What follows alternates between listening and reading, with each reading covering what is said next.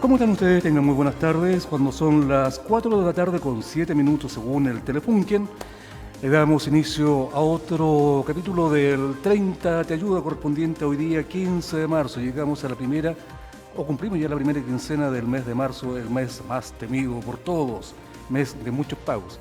Yo no sé qué es peor, si marzo o diciembre. Andamos por ahí, ¿no? ¿Dónde quedamos más tiritones? Bueno, pero lo cierto es que ya hemos sobrevivido la mitad de marzo, haremos el esfuerzo necesario para continuar y lograr, lo podemos lograr, ¿se acuerdan de esa canción? Lo podremos lograr de aquí al 31 de marzo para contar que pasamos marzo. Otros tratamos de pasar agosto y a estas alturas. En fin, son cosas de la vida que las tomamos con un poquito de humor. Lo que no es muy chistoso de repente es cuando uno tiene problemas para hablar, cuando tiene algún tipo de trastorno de tipo autista, y ahí, o son los niños, y ahí la cosa se complica porque como papá empiezan... La verdad es que empieza un peregrinaje por un montón de lugares para empezar a tratar de entender de qué se estamos hablando, porque escuchar un diagnóstico como TEA es horrible, porque asusta, pero para eso hay gente que está muy preparada para ayudar, y dentro de ellos está una especialidad que hace poquito tiempo era bastante escasa acá en la región del Maule, hasta hace unos 10 años, eran muy poquitos, pero ahora afortunadamente han ido apareciendo nuevos profesionales. Dentro de ellos está... Mira qué nombre más bonito. Está Yarela Espinosa Bustos, que es fonoaudióloga. Hola Yarela, ¿cómo estás? Hola, bien, ¿y usted? Buenas tardes. Qué lindo tu nombre. Gracias. Muy poco común. Muy poco común, sí. ¿Quién tuvo la culpa de eso? ¿Tu mamá? Mi ¿Tu papá? abuelita. ¿Tu abuelita? Sí. Ya. Mi abuelita mayor me puso el primer nombre, o sea, mi abuelita materna el primer nombre y la paterna el segundo nombre. Ah, o sea, entre las dos abuelas decidieron... Entre las dos abuelitas decidieron colocar mis nombres. Mira qué familia más democrática. Entre las dos abuelas deciden el futuro de Yarela. Sí. Y Yarela, bueno, ellas decidieron tu nombre, pero tú ¿en qué momento decidiste ser fonoaudióloga? ¿Y por qué? Fonoaudióloga. Bueno, yo una vez saliendo del colegio decidí estudiar y aprecio la fonoaudiología. Al principio no sabía lo que era, pero yo solo veía a estas profesionales que estaban en el colegio con un delantal bonito y yo quería ser una de ellas. ¿Por el delantal? Por el delantal. Bueno, suele pasar, ¿eh? Sí, y a medida que fui estudiando, como van pasando los años, me fui enamorando de la fonoaudiología. Oye, fíjate que en mis tiempos mozos, lejanos ya, la especialidad fonoaudiología, yo creo que con suerte existía en Santiago. En provincia era más o menos como, no sé, pegarse un viaje a la luna. No había. Sí. Hoy en día la fonoaudiología ha tomado una relevancia bien fuerte, sobre todo en la educación. Te insisto, haciendo un recuerdo del pasado, del siglo pasado, literalmente. Los que somos, por ejemplo, de la generación de los años 60, cuando nacimos en esa época, a nosotros no teníamos tantos especialistas como tienen hoy día los niños de la escuela. Exacto. Hoy día es raro, yo creo, encontrar un establecimiento que no tenga una profesional de tu tipo. Claro, los colegios que tienen proyectos de integración escolar tienen que tener una fonoaudióloga dentro del establecimiento.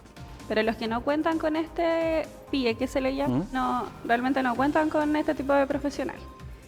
Tienen que pagar por fuera. Tienen que pagar por fuera, sí. Ya, ¿los papás o...? Los papás. Ya. No sé si es uso o abuso de la fonoaudiología, pero hoy en día con mucha frecuencia te están mandando niños, dicen, no, tiene algún tipo de trastorno.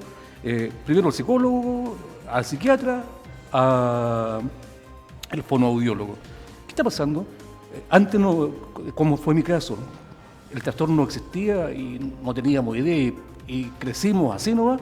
Hoy día hay una detección más temprana, se está tratando de aliviar el camino a las nuevas generaciones. Sí, totalmente. Hay una detección más temprana y también hay un mayor conocimiento de lo que es la carrera en sí.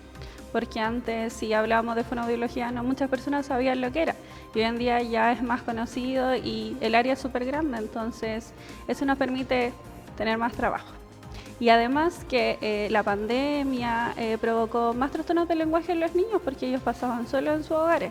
Entonces ahí se desarrolló más también. Oye, ¿sabes? A mí me llama mucho la atención, Yarela, haciendo comparación entre niños de más o menos la misma edad, incluso con alguna diferencia de 1 o 2 años entre ellos. Hay algunos que son simplemente competencia directa, para mí que soy locutor. O sea, me dejan pero calladito y con una dicción, con una claridad, con una entonación, un acento impecable. Y hay otros que les tengo que preguntar 3, 4 veces, háblame más fuerte, dime qué me dijiste. Y no lo entiendo. Y no entiendo nada, o sea, de repente estoy pidiendo a la mamá, oye, pásame el manual de usuario para entender lo que está diciendo tu hijo o tu hija. Sí, eso se debe igual por la estimulación de los padres, el uso de pantallas, porque cuando el niño usa mucha pantalla su cerebrito deja de funcionar adecuadamente y entonces no desarrolla bien el lenguaje como debería. Yadela, tocaste un punto que me parece interesantísimo. Esta cosita que de repente la odio más que... en serio, yo creo que todos hoy día tenemos una relación de amor-odio con este aparatejo. O sea, dependemos de él para casi todo. Si no andamos con él... No. A veces. Cuando se te queda el teléfono en la casa... Me muero. ¿Te sientes culpable? Yo también. O sea, porque me puede llamar mi papá, mi mamá, mi hermano, mi hija, o la pega. O sea, hoy día somos animales muertos en un teléfono. Sí. El único problema que he visto y me preocupa mucho es que tú vas a cualquier parte. Y lo más trágico para mí es, por ejemplo, ver a familias en un restaurante, en cualquier parte del espacio público, donde están juntos, compartiendo una mesa, pero la imagen para mí ya llega a ser patética y de repente también me la podría hacer una selfie. Sí. Están todos ahí juntos, pero están todos en otro mundo, viendo el teléfono. Exacto. La mamá conversando por WhatsApp, el papá pololeando con alguien más que no está presente por alguna aplicación. Y los chicos, si no están en YouTube, están en TikTok. Dámosle después. Ahora tú dijiste algo que lo encuentro muy preocupante. El uso y tal vez abuso de esto está perjudicando el lenguaje de los niños. Totalmente. ¿Por qué? Porque dejan de comunicarse con el otro, no ven la necesidad de desarrollar el lenguaje verbal muchas veces para comunicarse con la mamá o con el papá o con el hermanito, porque pasan mucho tiempo dentro de la pantalla. Por eso se da eso. Si bien el celular nos ayuda para comunicarnos, pero en los niños más que nada nos afecta, que es lo que pueda ayudar. Desde tu punto de vista y como sugerencia, especialmente a los padres que tienen niños pequeños, tú como fonoaudióloga, ¿qué les dices respecto a este aparatejo? Evitar el uso de ¿Pero cómo? Pantallas. O sea, ponerse dura. Jugando, viendo otras formas de entretener, juegos didácticos, juegos de madera, libros, imágenes, que sea mucho más cotidiano para ellos que el uso de las pantallas. Claro, pero los chicos no van a decir mi papá es un troglodita. Buscan la forma de entretener al niño. Quieren que juegue una cuestión de madera. ¿Dónde la ha visto el viejo retrógrado? Sí, si yo quiero ver Digital Circus. La adquisición del lenguaje se basa mucho a través del juego. Entonces es súper importante que los papás se den un tiempo para jugar con los hijos y así ellos puedan desarrollar de mejor forma la habilidad lingüística.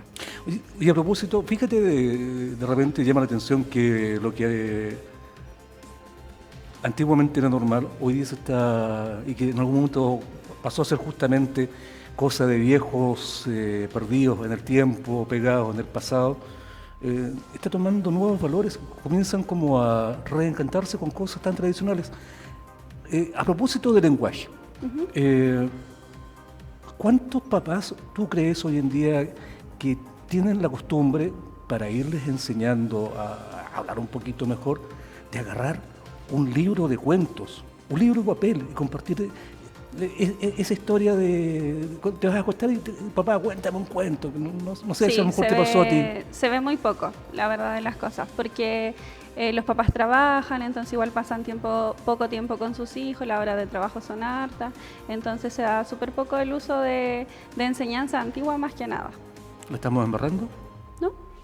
¿No le estamos embarrando? Sí, la estamos embarrando. Sí, deberíamos buscar más espacios para poder compartir con nuestros niños y así desarrollar mejores sus habilidades.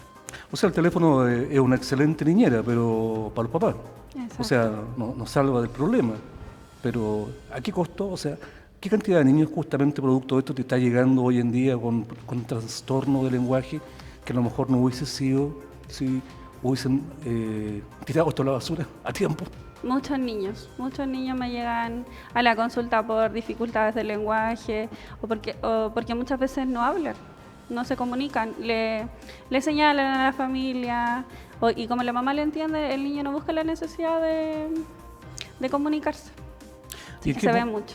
¿Y en qué momento esa adicción al teléfono, esa comodidad y la mala costumbre que tenemos los papás de tratar de ser facilitadores de todos nuestros niños, intérpretes, que el niño dice, bueno, ese generalmente es campo de las mujeres, como que tienen una capacidad única. A mí me pasaba con mi hija, su mamá de repente ella decía, no, cualquier cosa, cualquier ruido, yo no entendía, ¿qué le pasará? ¿Qué le duele? Y la mamá le entiende todo. No, está clarito. Oye, pero ¿cómo no le vas a entender a tu hija? No cacho. Sí. Traduce. ¿En qué momento, cuando estamos haciendo eso también, estamos haciéndolo mal? ¿Y en qué momento eso pasa a convertirse o se puede confundir con un diagnóstico de TEA? Cuando el niño no se comunica, deja de comunicarse, no tiene palabras también, porque ahora se da mucho la comunicación no verbal en los niños autistas, entonces ellos buscan otro tipo de forma para poder comunicarse. Perdón, Yarela, pero tú dices, ahora se da mucho la comunicación no verbal de los niños autistas. La condición de autismo seguramente ha estado presente en toda nuestra historia como Sí. raza humana. Pero ¿por qué ahora están aplicando los niños la comunicación no verbal? ¿A qué te refieres con eso?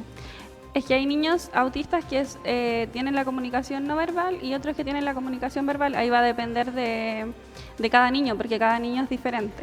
¿Ya? Pero el autismo se viene a conocer ahora porque hay más información, porque ya no es un mito, ya no es un tabú, sino que ahora se habla de autismo, la gente ya conoce lo que es el autismo, por eso. Pero te insisto en la pregunta, ¿en qué momento, o sea, hace también alcance hace algunos minutos, antiguamente ustedes no existían dentro del mundo de la educación, o sea, yo con suerte tuve profesora de castellano y profesor de matemáticas y el viejo que nos hacía historia. Exacto. Y hasta ahí nomás llegábamos. O sea, los chicos de hoy en día, especialmente las escuelas municipalizadas, tienen unos staff de profesionales que, te digo, hace 40 años. Sí, era impensable. Pero ¿cómo se distingue? Te insisto, o sea, que no es flojera, o sea, que simplemente no es una atrofia por falta de uso. Hay que realmente tenga la condición autista. ¿Cuándo tú, como papá, mamá, debes poner ojo al tema?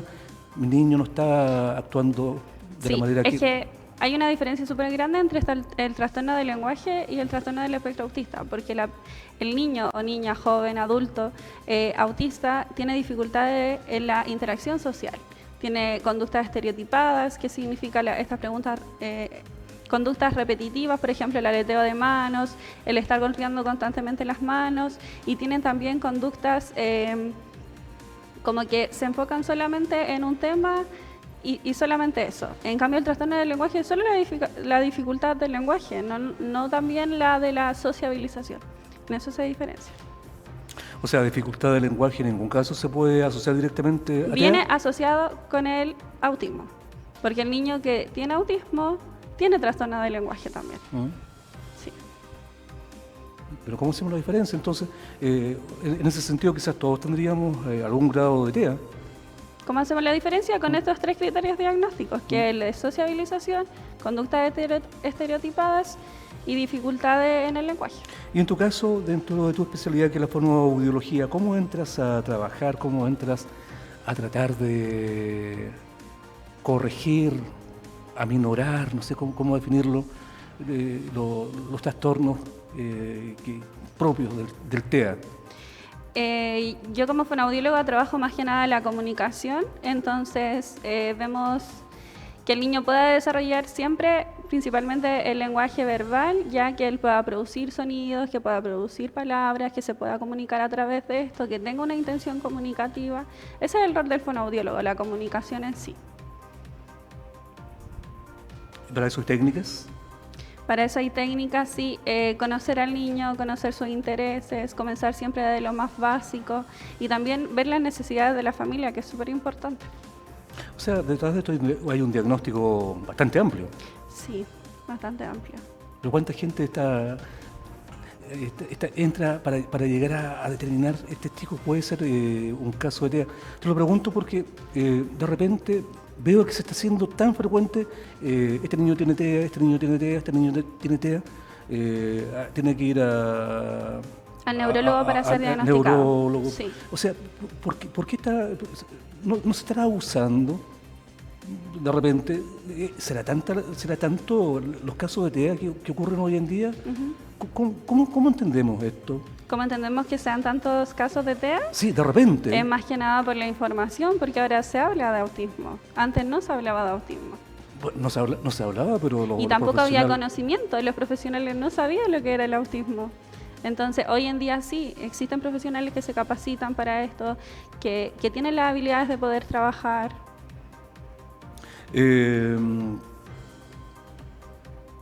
¿Estos conocimientos desde cuándo comienzan a ser ya masivos? ¿Tú crees? O sea, antes cuando se hablaba de TEA se pensaba al tiro en una escuela especial, me imagino. Sí, y es algo erróneo, porque un niño con autismo no tiene que ir a una escuela especial. Un niño con autismo tiene que entrar a una escuela con proyecto de integración escolar porque él tiene las mismas capacidades que otros niños, solo necesita ayuda. Porque el autismo, es súper importante recalcar, no es una enfermedad, es una condición que el niño va a tener desde que nace hasta que muere. Eso significa que no tiene cura, porque muchos piensan que los niños se van a curar, pero no, porque es una condición. Oye, hay gente como para dejar de tenerle tanto miedo a este diagnóstico. ¿Tú podrías mencionarme, no sé, si te acuerdas de alguien, de personas famosas, destacadas, que ya son viejos a esta altura del partido, pero que finalmente se curan? No, pues esta persona que llegó a ser, no sé, presidente de algún país, actor destacado, científico, renombrado, finalmente sí tenía TEA. Sí, bueno, ahora me acuerdo de Marcelo Díaz, que es un futbolista que él también tiene diagnóstico en TEA. Siria Alegría, que es actriz. ¿La actriz? Ella también tiene diagnóstico TEA y diagnosticada hace poquito, adulta. Porque no solamente se diagnostican niños hoy en día, sino que también adultos que se dan cuenta que tienen estas características y quieren saber por qué sucede esto y buscan el examen y sí, resulta que son TEA. ¿Y qué pasa cuando ya estás viejo, cuando creciste, te formaste así, te da alegría a una persona ya sobre los 40 años? Ella dijo que el diagnóstico le ayudó a entenderse por qué ella actuaba de tal forma. Porque ella, no sé, pues tenía poca sociabilización con la gente o porque a ella le molestaban los ruidos. El diagnóstico le ayudó a entenderse. Curioso, ¿eh? Y sí, de alegría una persona que le molestan los ruidos, pero tú la ves arriba de un escenario con una amplificación que a ti te deja sordo. Sí. Y ella como pez en el agua y tiene TEA. Ahí tiene TEA. Y supo por qué sus hijos fueron diagnosticados con TEA y obviamente se busca el por qué, porque igual se da como un factor genético, no en todos, porque no sabemos la causa aún, pero sus hijos los diagnosticaron con TEA y ahí ella quiso saber y ella también era autista. O sea, hoy en día tener TEA no es una condición invalidante como lo fue al principio. No, o sea, para nada. Disculpa la comparación, o sea, los tiempos van cambiando. Por ejemplo, en la década, con harto respeto hago la comparación esta, en la década de los 80, por ejemplo, cuando se diagnosticaba una persona con VIH, está listo para la foto, te mueres. Hoy en día una persona con VIH puede tener una vida normal, digo, no, es simplemente un ejemplo. Una persona con cáncer en la década del 60, más valía que hiciera el testamento rápido, porque estaba pedido ya por San Pedro. Exacto. Al principio cuando se detecta el TEA también pasa un poquito eso, o sea, ya no tiene vuelta, ha ido cambiando. Ha ido cambiando, porque ahora, bueno, como hay detecciones más tempranas y existen profesionales, múltiples profesionales, porque no solo el fonoaudiólogo trabaja con los niños autistas, sino que también el terapeuta ocupacional, el psicólogo, las profesoras, desarrollan mejor sus habilidades y el niño puede lograr desarrollarse de mejor forma en la vida adulta. Oye, ¿cómo va tu trabajo en la agrupación TEA? Porque tú eres parte de ella acá en Sacabel. Sí, llevo 2 años como voluntaria y yo actualmente soy la coordinadora de los profesionales. Y es un trabajo súper satisfactorio, a mí me encanta, yo es como que llevo el autismo dentro de mí y eso me ayuda, me gusta ayudar a los niños, a las familias, porque son personas que lo necesitan de nuestra ayuda, sobre todo de los profesionales con vocación. ¿Sabes? Cuando conocí a las primeras mamás, a los primeros papás que estaban con el problema, porque en ese momento, seguramente para algunos sigue siendo el tremendo problema, diagnosticaron con TEA a mi hijo, a mi hija. Me decían que fue angustiante porque al principio nadie sabía nada, no sabían dónde ir, nadie entendía qué hacer, o sea, estaban solos a la deriva, solos contra el mundo. De a poco se han ido formando estas agrupaciones de TEA. San Javier fue primero, y Alegre también tiene una que es bastante activa. Sí. Y ahora es más fácil lidiar con esta situación. Hay más apoyo entre las personas. Hay más apoyo, sí, entre las familias existe mucho el apoyo porque, no sé, pues los papás se dan cuenta que no son solo ellos en el mundo, que hay otra persona que también vive lo que ellos y que lo entiende. Entonces, sí, el que exista esta agrupación, yo siento que es muy bueno porque le brinda el apoyo necesario a las familias que muchas veces no saben qué hacer, porque le entregan el diagnóstico y no le dicen qué más hacer, dónde tienen que ir, a quién tienen que pedir ayuda, y la agrupación colabora con eso. O sea, al principio es un poco arréglatela solo. Sí, y pasan por situaciones de duelo, de lograr entender el porqué, de la aceptación también, porque no todas las familias aceptan el diagnóstico al tiro, porque igual es difícil. Entonces, sí, la agrupación ayuda mucho a informar a la familia acerca de qué hacer. En la experiencia que tú tienes como profesional en este tiempo, ¿cómo sociedad ha cambiado la forma de relacionarnos con personas que tienen TEA? ¿Ha cambiado un poquito? Ha cambiado un poquito, pero... ¿O todavía seguimos segregando? O sea, seguimos segregando y falta mucho. Falta mucho para que nuestros niños autistas no sean mirados en menos, no sean mirados como el niño enfermo, así que hay que seguir trabajando para eso. Oye, pero ¿cómo logran? ¿Tú estás en la agrupación, también trabajas para una escuela? ¿Sí? No. ¿No? No. ¿No? Como profesional independiente, ¿ya? Sí, trabajo como independiente, pero también trabajo con adultos mayores. Ya. Pero yo ya puntualmente, por ejemplo, el caso de la educación. Ahora, poniéndonos en la vereda de los profes, un chico con TEA es más complicado en clase que un niño, comillas, normal, porque no, quizás ninguno en no el existe mundo. la normalidad y No. la normalidad. Sí. Sí. Existe la neurodiversidad, Sí. que todas las personas son distintas. Pero, o sea... Sí, por supuesto es más difícil de abordar porque igual el niño tiene que adaptarse al colegio, los profesionales tienen que conocer las necesidades del niño, cuáles son sus intereses para poder llevarlo a cabo, porque quizás, no sé, al niño le moleste la silla y tenemos que buscar otra forma de que él se logre sentar o le duele su manito para escribir y tenemos que buscar otros vías de alternativa, entonces claramente va a ser un poco más difícil. Sí, o sea, a lo mejor de repente entramos en contradicción, o sea, el resto tiene que adaptarse a la persona con TEA y no la persona con TEA al resto. Es como un tanto, no sé, cómo decirte, injusta la ¿Injusta forma para quién? para el resto que no tiene la condición de TEA, o sea, todo el mundo tiene que adaptarse a una persona y no esa persona tratar de adaptarse al resto. Sí, pero es que le va a costar mucho más adaptarse que al resto. ¿Mm? Sí, es por eso. Pero en ese sentido entonces no debieron estar en establecimientos aparte. Por eso hablamos de inclusión.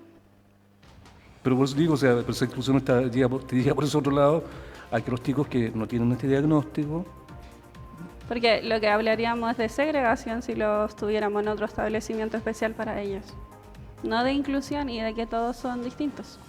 Pues digo, es una situación bien compleja, cómo Sí, llegar al por equilibrio. supuesto. Porque Por también, o supuesto sea, que en favor de uno, a lo mejor estás retrasando el avance de otros. No necesariamente. ¿Ah? O sea, mira, yo no tengo problema con la gente con TEA, de ninguna manera. Pero también, de repente, tratar de ser ecuánime, o sea, que sea el bien para el mayor número de personas. O sea, siempre va a haber alguien afectado. Puede ser. Es complejo. Es complejo, sí. Mm. Sí. Bueno, la verdad es que es un tema como muy de largo aliento. Yarela, si tú de repente tienes la duda, la necesidad de saber si, o tienes la sospecha, por ejemplo, ya si eres un adulto, si tienes alguna condición de TEA, o si eres papá y tienes la duda, o el profe, alguien te dijo, oye, sabes más, esto podría ser. ¿Hay alguna forma de comunicarse contigo, con la agrupación, como para canalizar diagnósticos, o esto va por la receta de un médico? Sí, nosotros podemos orientarlos qué paso a seguir, porque como profesional igual puedo lograr la pesquisa, pero no el diagnóstico. Es súper importante que se acerquen a un neurólogo para que él los diagnostique, porque es el único profesional encargado de hacerlo. Pero sí pasa por múltiples profesionales que contribuyen a ese diagnóstico. Ya se pueden acercar a la agrupación a través de las redes sociales y a mí también a través de las redes sociales. ¿Algún caso en particular, no sin nombre, que te haya dejado particularmente feliz porque has logrado un avance? Sí, tengo un chiquitito que lo dio de alta el año pasado, pero no puedo decir su No, nombre. sí, pues digo, sí. Pero Sí. sí. ¿En qué condiciones llegó y cómo lo soltaste?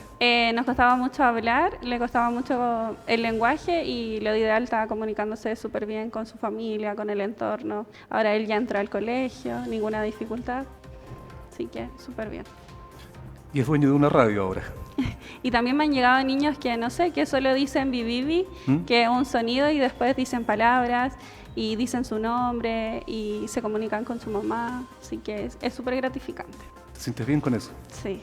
¿Valió la pena? Vale la pena, sí, vale la pena el esfuerzo y el trabajo. ¿No hay que tenerle miedo? No hay que tenerle miedo.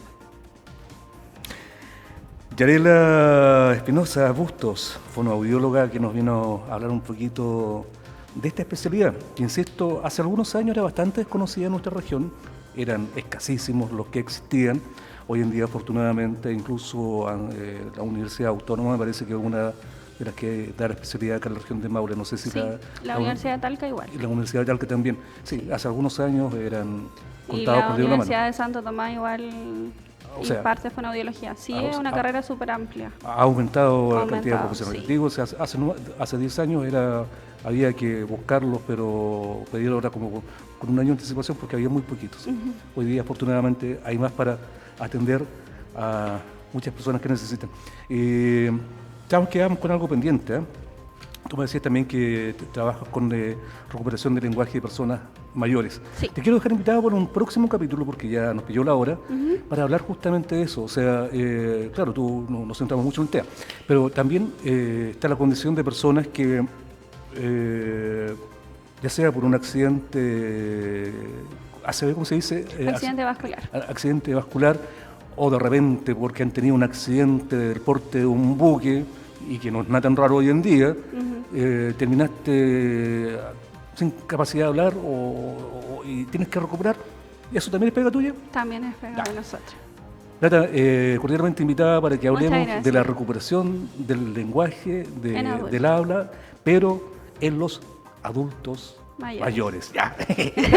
Yarela, gracias por acompañarnos. Gracias a ustedes por la invitación. Te insisto, cordialmente invitada para que ahondemos en ese tema porque realmente me interesa mucho. Y en una de esas me das algunas clasecitas como para mejorar el hablamiento. Sí, por supuesto. Muchas gracias. Nosotros vamos a hacer una brevísima pausa. Enseguida continuamos con más El 30 te ayuda.